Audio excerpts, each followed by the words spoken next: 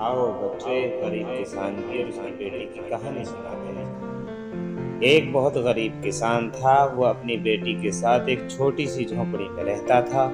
उसके पास खेती करने के लिए इतनी कम जमीन थी कि उसकी फसल को बेचकर बिल्कुल थोड़े से रुपये मिलते थे।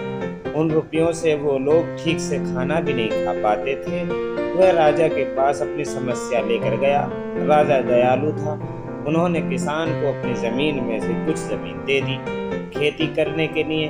उन्होंने कहा, ये जमीन तो हमारी ही रहेगी, लेकिन उस पर उगने वाली फसल तुम्हारी होगी। किसान ने राजा को बहुत बहुत धन्यवाद दिया।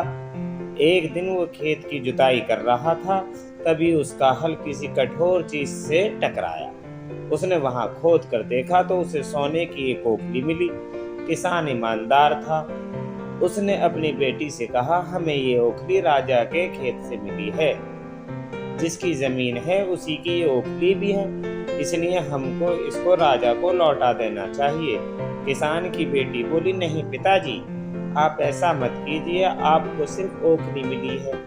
यदि राजा ने आपसे इसकी सोने की मूसल भी मांगी तो आप क्या करेंगे?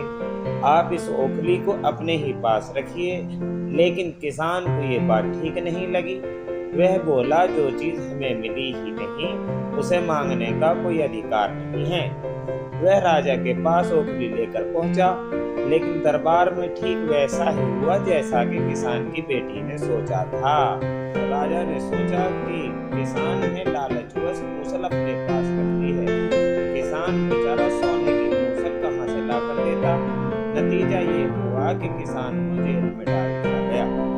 जेल में ना उसे ढंग से खाना मिलता था, ना पानी। किसान को ऐसी गलती की सजा दी गई जो उसने की ही नहीं थी। वह खाए पिए बिना निढाल हो गया।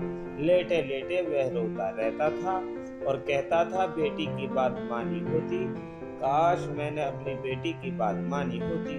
एक दिन राजा ने उसे ऐसा कहते हुए सुन लिया।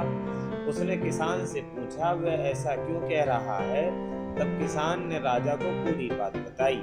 राजा को अपनी गलती का एहसास हुआ। किसान को तुरंत छोड़ दिया गया।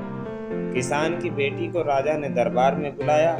उससे बातें करने के बाद राजा को पता चल गया कि वह कितनी बुद्धिमान है। किसान की बेटी को राजा के खजाने का मंत्री बना दिया गया। उन्हें रहने के लिए घर और सभी सुख सुविधाएं दी गईं। किसान उसकी बेटी सदा खुश रहने लगे।